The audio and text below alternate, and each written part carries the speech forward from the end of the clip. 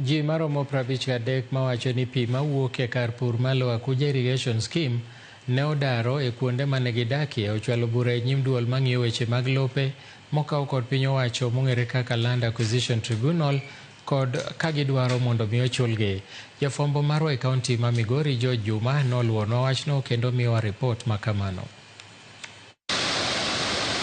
Kata bang' piny owacho kawo kalo kuom duol mochung'ne pur ma ikeyo pi e puothe mabedo kaka National Irrigation Authority golo omenda maromo milion 68 mar chulo jogo mane ochiwo bath lopege mondo koro gere lai mar pi e kar pur malo Akuja Irrigation Scheme e sab-kono ma Nyatike. Chudo bende ne igeno ne dhi miyo National Irrigation Authority yud fuong'ruok chal ka gima yweyo ni pod onge.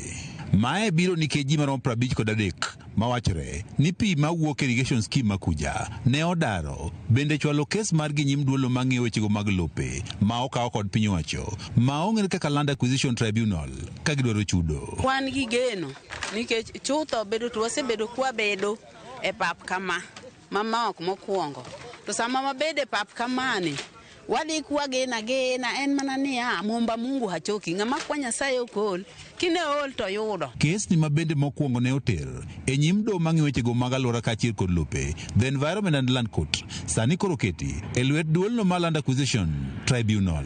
E juma ni duolno mang'iyo wechego mag lope ma okaw kod piny owacho mabende ong'ere kaka Land Acquisition Tribunal osebedo e gwego mag Nyatike ka gitimo nonro kendo giwinjo ywak ma ochwal kod ji 53 gi mawacho ni pi mawuok e kar purno ne odarogi. The claims are against the National Irrigation Authority as well as the National Land Commission, which is the body with the requisite constitutional authority to do acquisition on behalf of government agencies. Nabi Orina materogno mar Land Acquisition Tribunal wach ni gintiere kod geno ni e kinde machiegni gibiro winjo kendo gichiwo ng'et ma otenore kod kesni ma ochwalo nyimgi. Claimants are claiming that their passes have been affected. So there is that contention on whether or not certain passes are affected and what amount of compensation should be due to them. Kennedy Okongo menachiel kuom okinde mag ji 53 gi ma ochwalo kes e nyim Land Acquisition Tribunal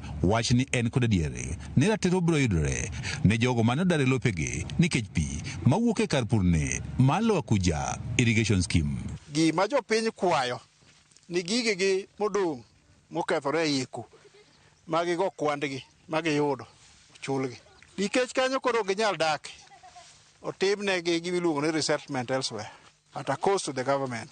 Chik wacho kamano. Ji 53 ma ochwalo kes e nyim Land Acquisition Tribunal gombo mondo koro kes ni koro winy mapiyo mondo giyud ratechgi. Chutho luongwa pile no mwawinjo pek gadieri pek mawinjo chalo kama samoro idwaro wa e court to sami idwaro wa e court no ionge kata siling achiel miidho go gari kidhi chuni ni olo pesa kiidho idhi Migori e court. Kane ber to ne onego bed ni nyiso wa direction ni en karang'o ma wa kes ni nyalo rume mondo mi wayud akiwa kaka jopiny mane scheme ni odaro.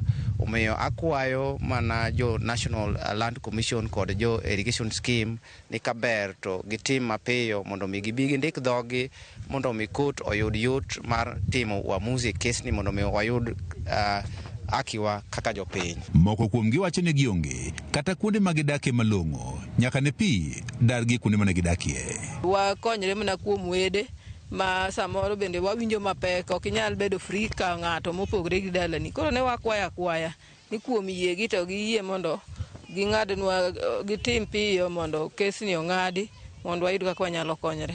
George Juma, Ramogi TV, Migori.